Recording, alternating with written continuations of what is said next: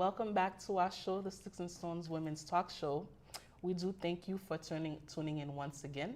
I'm Eartha, and I know it looks a little different today. You like what's going on? Your eyes are not deceiving you because normally Sister Maria is the one hosting the show, but today we decided to change it up a little bit. I'll be facilitating a lot of the questions. Yeah. I will give my co-hosts an opportunity to reintroduce themselves. Sister Muriel. Hi, it's Madeline. Good to be with you again. All right, and today we are, before we even introduce our topic, we are so delighted to have a special guest with us. This is someone I've known her for a while. Oh my goodness, I'm so delighted. We will give her an opportunity to introduce herself, tell us a little bit about her background, her line of work, before we dive into our topic. So we would like to welcome Dr. Mrs. Donica S. Penfield. Thank you. Hi, so I'm excited to be a part of this show. My name is Dr. Donica Surprise Penfield. I am a clinical psychologist. I am born and raised in Boston, also Haitian American, and I really believe in the importance of mental health, ministry, and faith. Amen. All right, and today we are addressing a very, I don't want to say sensitive subject, but I want to say a sensitive subject. But we are diving deeper into what I'm calling the body image crisis that we're seeing in our society today. So our title for the show, we call it Confidence Over Curves, right? So what does that mean? What does it mean to us? What will it mean to you after this show? Maybe you had one thought about it, but after this show, we changed what you thought about it altogether. We're about to find out. So we'll start with the first question. I just want to understand from you ladies, just your thought. When you think of body image, what in your opinion, what is body image? What are the differences between healthy and unhealthy body image? And what are common influences that you feel on body image? So maybe we'll start off with you, Maudine, just to give us your thought. I know it's 3 questions all wrapped in one, but what are your thoughts about that? So I think body image, I separate it from self-image. I focus specifically on how you feel about your body. And it can be influenced by media, by friends, by family, and even coworkers or classmates and the people that you have around you. And ultimately, if it's unhealthy or if it's healthy, is easily seen by how you react.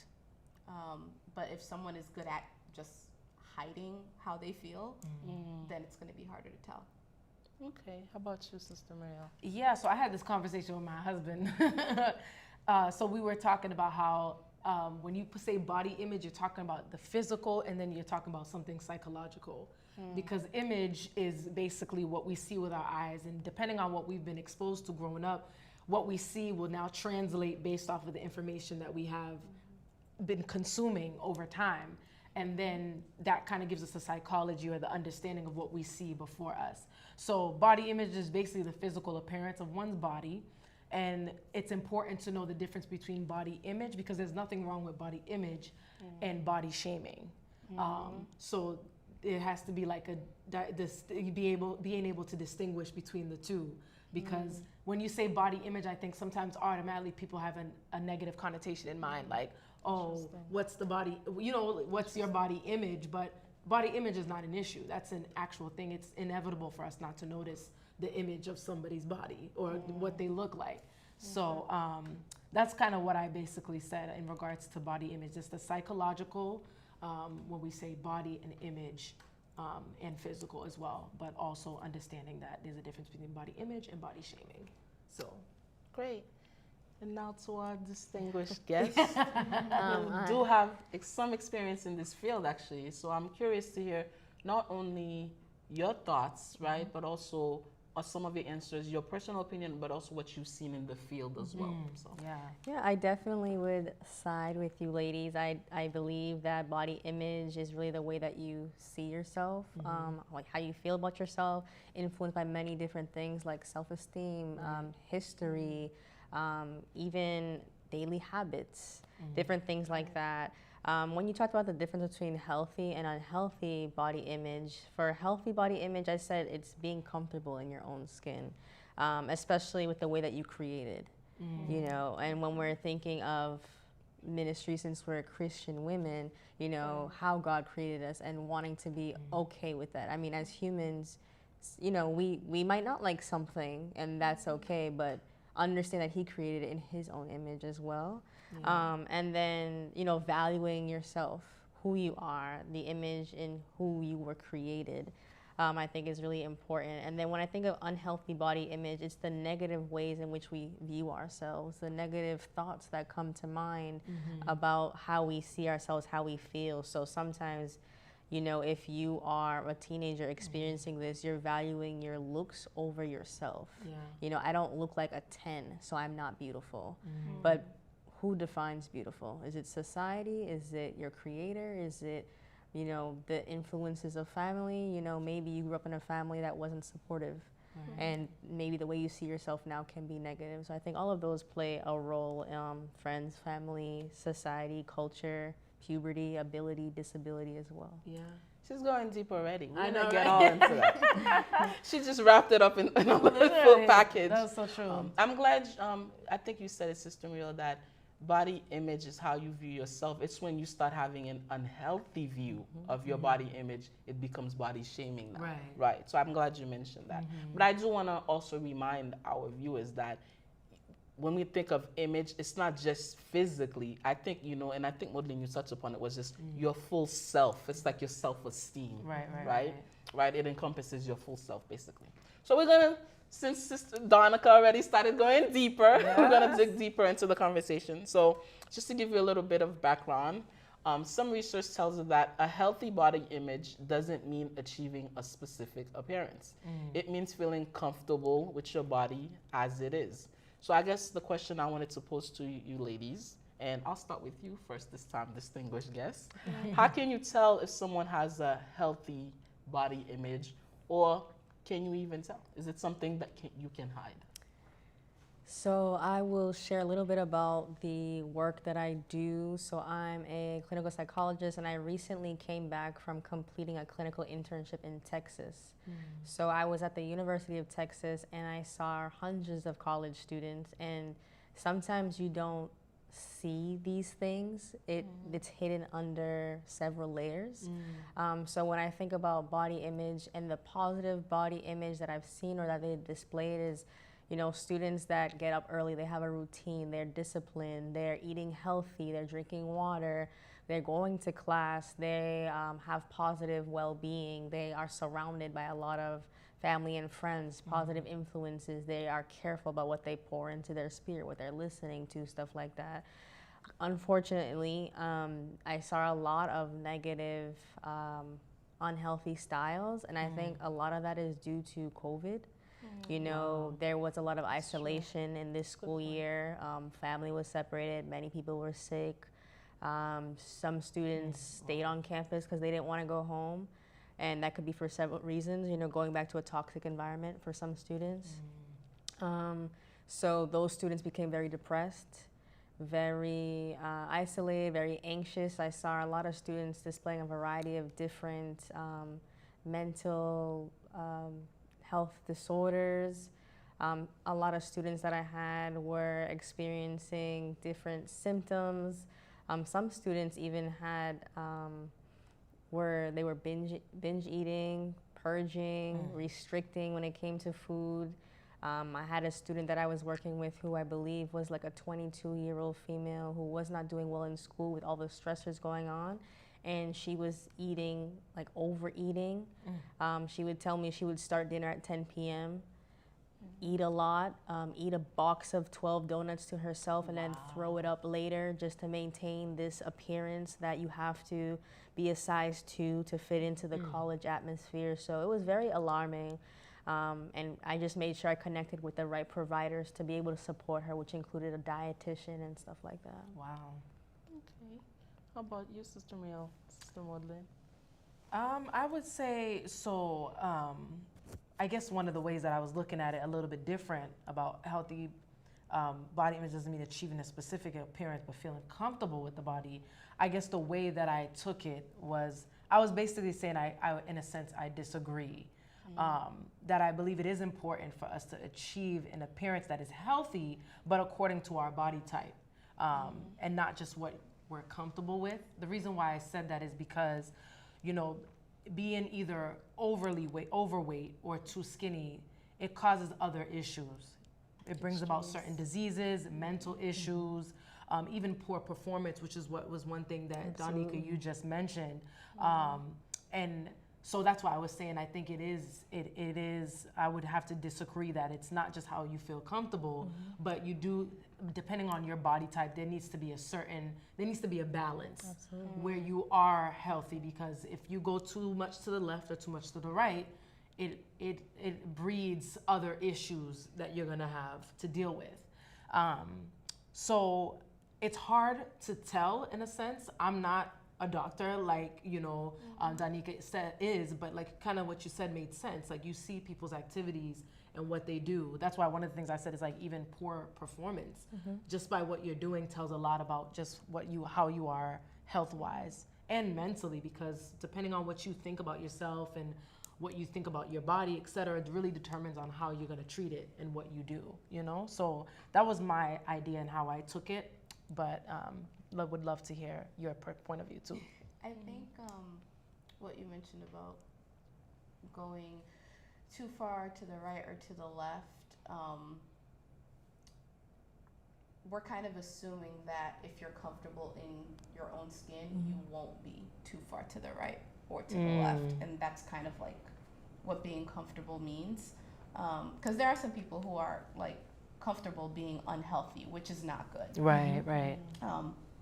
But we just kind of like want to clarify that there is a difference between being comfortable being unhealthy and actually being comfortable where you can function properly, where you're not getting sick and mistreating yourself. That's a good distinction.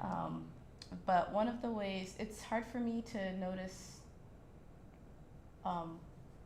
like positive body image, but one of the first ways I can notice unhealthy body image is people who are always running away from cameras.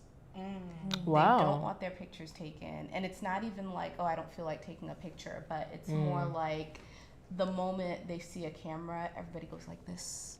You know, they're actively trying to make sure that they go unnoticed, that there's no recording of them, and they hide behind people in pictures. Exactly. And that's always my go-to sign.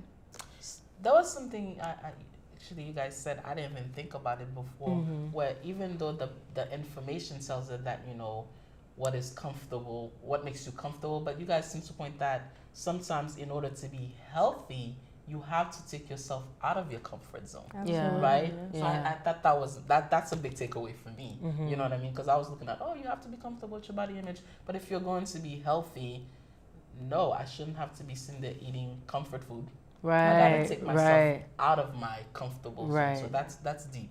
I thought you guys hit a point that I was like, whoa. Well, even one of the things that Maudlin just pointed out, which is very interesting, is one of the ways that she can notice like unhealthy body image is when people shy away from cameras.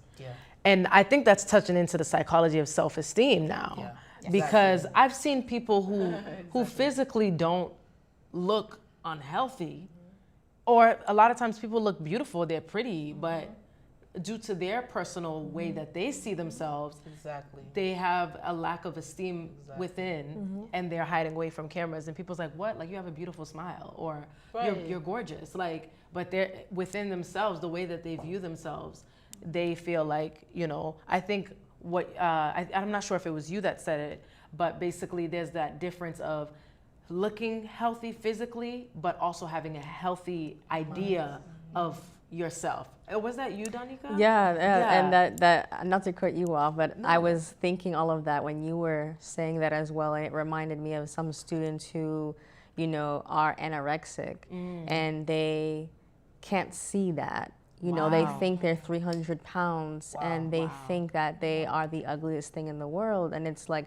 you know, some of the way, like a lot of us cannot see people struggling, you know, they hide behind their own skin. But I know for myself, at least when I have been helping students, sometimes it's positive affirmations, reminding them to journal, reminding them to sleep, to rest. It's okay not to check off everything and, you know, assume this ideal of perfection that society says that you need to have, you know, really maintaining self-care. Right. So biggest takeaway I'm hearing it, and we mentioned it, alluded to in the beginning, that body image actually doesn't really all have to do with your body. It's a full package. Definitely. Okay, so diving deeper, so we've seen also that movies, social media, advertisement, and other forms of media have major impact on body image. Definitely. And we touched upon it in the beginning of the series, actually. Women in Yes, media. women in media. Yep. So although these sources often set unrealistic or impossible expectations, they are still impactful, right? Because we are impacted by what we see in our community Of around course. us. So what messages about body image are common in the media that you consume, right? Anyone can just go first. What do you guys think? I could go. On a personal note, I think for myself, I like to really listen to positive music, listen to things that really uplift affirmations. I like to watch, you know, or listen to Sarah Jakes Roberts or Stephanie, I think Ika is her last name, like women who are powerful. Women empowerment is really important to me. So as they're preaching or just speaking and pouring into young women, I like to be filled with that so that I can pass on the baton. So that's how I make sure I'm fueling myself, you know. Sometimes after a long day of listening to everybody else's problems, you have to figure out a balance between like, how can I put this aside and really be present? And that was difficult, especially in COVID, working at home virtually. And it's like, I close my laptop, but I got to do notes and all these things. So it's like, you never can leave this chaotic lifestyle. So really for me too, it's like self-care. When I close the laptop, and now it's my personal time. Going for walks, like I've really been more in tune with myself this time around. And then when I think of the negative piece, I think of the students that I worked with, and they're really influenced by reality TV, with music, with celebrities. Not saying that they're all bad or they can't be, but you know, sometimes they'll see a female celebrity dressed a certain way or saying certain things and they feel like they have to be like that, you know. I know for some female singers, they'll say, you know, you have to be a snack or you have to be a whole meal, you know. So a young 13-year-old girl will dress a certain way to get a certain attention. And, you know, if she's not showing enough skin, she might be a snack, you know, something I can entertain myself with. But if she's, you know, a certain way and appealing to men, you know, then they want that full meal. So as I'm looking at the young generation, I'm like, oh, wow, you know, what are they listening to? Who's speaking to them? Who's uplifting them? Who's letting them know that this is not the only way? So I think media is definitely can be negative. It can be positive. Social media alone, I've worked with students who talk to me about, you know, almost feel like they want to commit suicide because their ex-boyfriend is happy on social media and their life sucks. And I'm like, it's not worth it, you know. Such a highlight reel, like it's scary. Wow. What about you ladies? What do you think? Yeah, you can go first, Willie. Yeah. So I've changed what I consume. Amen as to an that. adult, yeah. No, as an adult, I definitely focus on more wholesome entertainment, things that are uplifting, and I don't even own a TV anymore. Sometimes you gotta do that. Yeah, it's like that's just a waste of my time right now. But I know growing up when I was younger, you know, you're listening to the radio station, you're watching all these TV shows, the soap operas, and there is this this ideal that you have to be tall, you have to be thin, you have to have straight hair, and especially for Black women, you need to be a light-skinned Black woman. Come on. And one of the things that I appreciate, my family actually has more influence on me than media.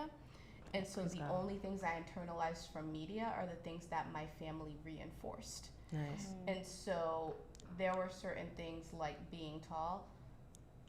Yeah, unfortunately, my family reinforced that because they would make jokes about my height.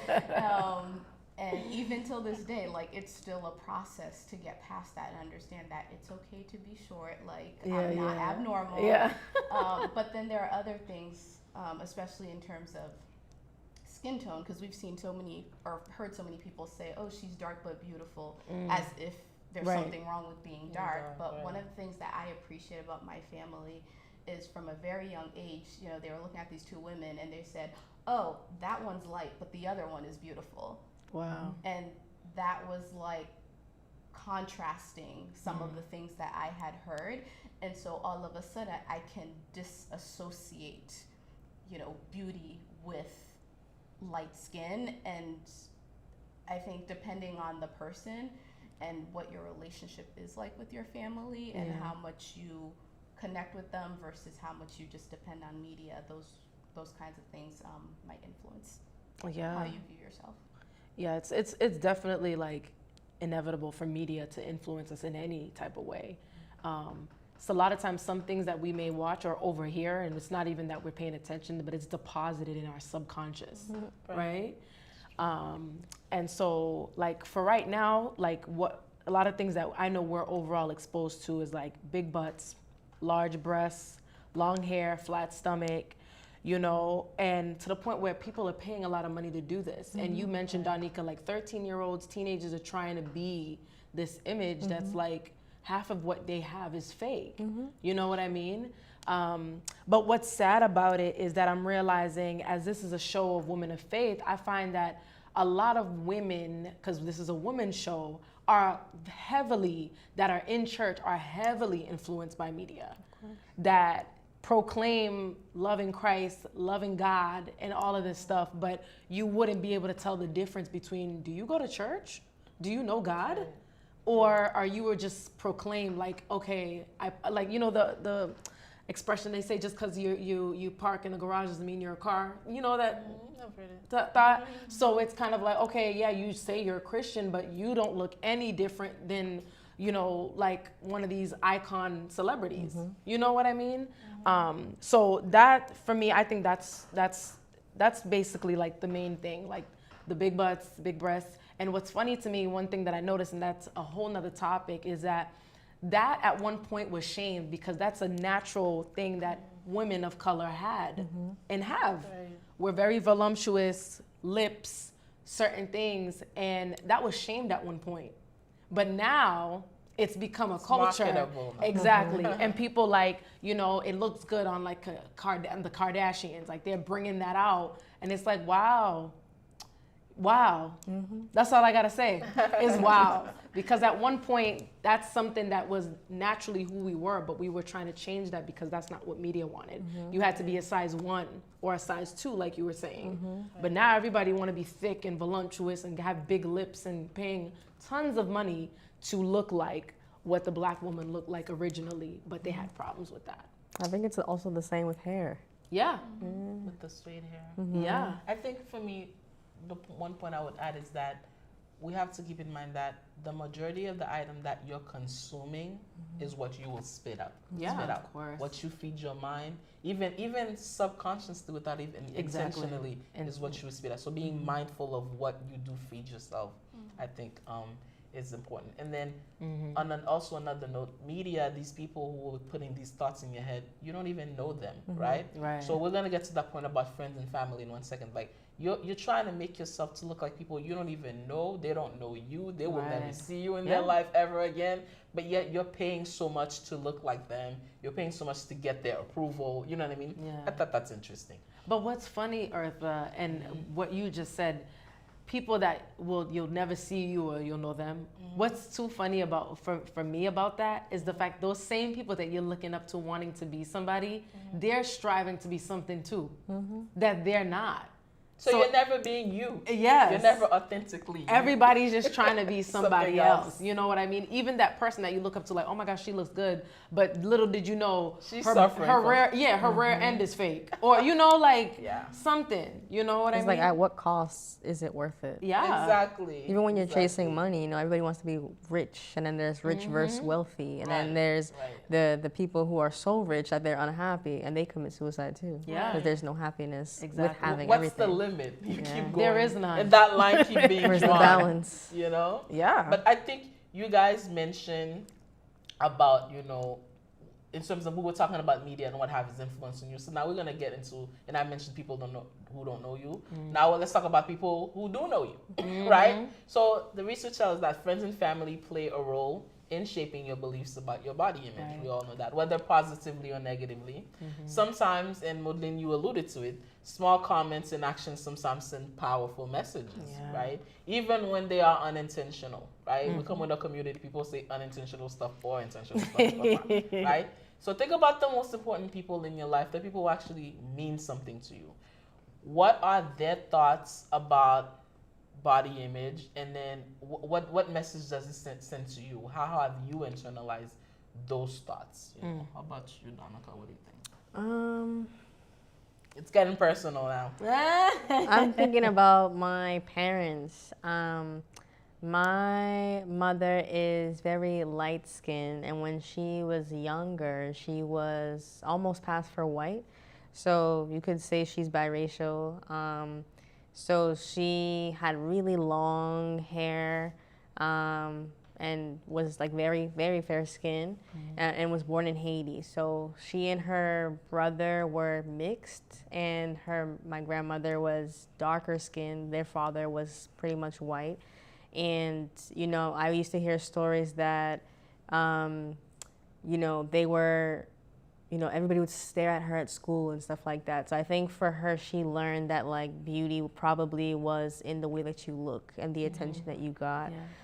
So growing up, you know, I think I remember being in high school or middle school, and it would be hard to comb my hair, and students would say it was, you know, nappy and stuff like that. So I was like 13, I want to get a perm, I want to get a perm. So I got a perm at 13. But influence from my dad was always like, you're beautiful, you're strong, you know, all of the things I needed to hear. So I had the words of affirmation versus the image, and balancing that from both parents. And then if you see my brothers and I, we have different shades, all of us. So I think overall, them, including me, all had positive body image and experience, but I learned, you know, as I was going through high school and college, that it's not all that it needs to be. So I think in 2 years, this October, I'll be natural. So I actually stopped the chemicals, like really embraced who I was. I had to pour words of affirmation into myself, especially when you're in college and you're dealing with all the fast life. It's like, you know, looking in your mirror sometimes and being like, I am beautiful, I am strong, I am content, I am confident, because when you're in college, it's competitive. You know, so I had to do the work myself, and I think that has, you know, inspired me to pour it into others as well. How about you, ladies? Have you had family members, without putting names out there? I know, right? You did this to me. Because they're watching I know, us. right? We want to keep them as viewers Exactly. as well, who have influenced your view of yourself, your body image. What are their thoughts, and how has it influenced you? I mean, besides the whole being short, which thank God there's nothing I can do about that. I'm sorry, I can't wear heels. But so I've just kind of had to learn to accept that. But it hurts especially when there is something that you can do about it, because then it makes you feel guilty, like you're not doing enough. And so, you know, comments like, oh, as fat as you are, you're still eating pasta, or you know, sooner or later you won't be able to fit through the door. And it's like, I'm not fat. But when someone says that, and they say it as a joke, like, oh, this is so funny, and I'm like, I'm not amused. But it's like, gee, I can eat less, I can exercise more. Sometimes you don't get the results that you want, but there is this sense of, you know, I'm like this because I'm doing something wrong. So that's kind of what my struggle has been. But every once in a while, you will get someone who is like, oh, you're beautiful, or oh, that outfit looks nice on you. I like your hair like that. And learning to, you know, focus more on that and not so much on the negativity. Because sometimes the people who say mean stuff to you, it's out of their own hurt that they're saying it to you. And you have to learn to separate that. That's a really good point. I actually played devil's advocate on this question. Tell us. Basically, of course, our family does frame us in every way: our thoughts, our personality, our viewpoints, etc. But one thing I also know is that family usually is the closest and the most honest with you because they love you. So my husband and I were talking, and we were basically saying, like, there's a positive way of being influenced by your family and there's a negative way. Because one thing that I've learned, it's kind of like in the beginning, before the show started, you were talking about our culture being from, you know, the Haitian community, is the way we would communicate with each other, the way our parents communicated with us as children and vice versa, or even children with children, adults with adults, is there's a way that they may say something and it's harsh. But we're also in a very hypersensitive culture where somebody may be saying something that is good for you, but because of the way it's said, you're gonna think that it's negative. You know what I mean? So I could say there's many things that, of course, my family said was either like totally unnecessary, but then there are definitely many things that they said that I needed to hear. And family is usually, it should be, where you get the most blunt, raw, and honest truth, despite what it is. And understanding, like, you know what, I know my mom or my dad, my sister, my cousin, whoever it is, my aunt, they love me. And even though the way they may have said something didn't sit right with me, I know that it's coming out of love. Also kind of similar to what you said, like, sometimes it is coming from a place of hurt because maybe when they grew up, they were shamed or certain things were said to them. So the only way they know how to communicate it is, like you were saying, what you only shoot out what you receive, right? And what you've taken in. So I think there's definitely a balance. Family has definitely influenced certain things with me as well, whether it be hair, skin color, etc. But at the end of the day, sometimes it was things that I needed to hear, whether if it was I'm losing too much weight, or you know, I'm gaining too much weight, or I'm not eating right, or so on and so forth. You know, especially with children, like you want to eat candy and cake and all that stuff. So that was my perspective. Dr. Sister Muriel, and then we have a few things. We'll probably wrap up after this. Oh. There's correction and there's shaming, right? I can be your family member. I love you. I'm trying to set you on the right path. Yeah, if I have a family member and I see you're going towards the road of obesity, I want to address that. But I don't want to shame you because you don't even know what the person is going through already. To be honest with you, some people deal with medical conditions. And if I can get personal, even myself, I've always been plump all my life. I actually have something called PCOS that with that, it's not that you can't lose weight, but it's that it's harder than a normal everyday person. So you might see the person that, oh wow, why can't she just get in shape? You don't know what the person is going through. I've known people who are plumper, but they're anemic. They're not even eating like they should. So we have to keep these things. That's why as family members who are closer to you, you know the history of the person. So as their family, you should be the most sensitive to address. So I guess approach, I would say, is what I would use. You know the person's going through. You don't want to send them down a hole that they can't come back from. And then they're going to go see Donna. Hey. You know what I mean? I like That's that. when we start talking about mental health. So as you can see, we're getting real, right? We're getting Real deep. But there's a lot more to discuss, but we have to wrap up this first part of the conversation. If you're tuning in, we're talking about body image today. This is just part 1. We have a lot more to address, so do stay tuned for part 2, where we'll get even deeper into the next section. So stay tuned with us for part 2. Thanks for joining us.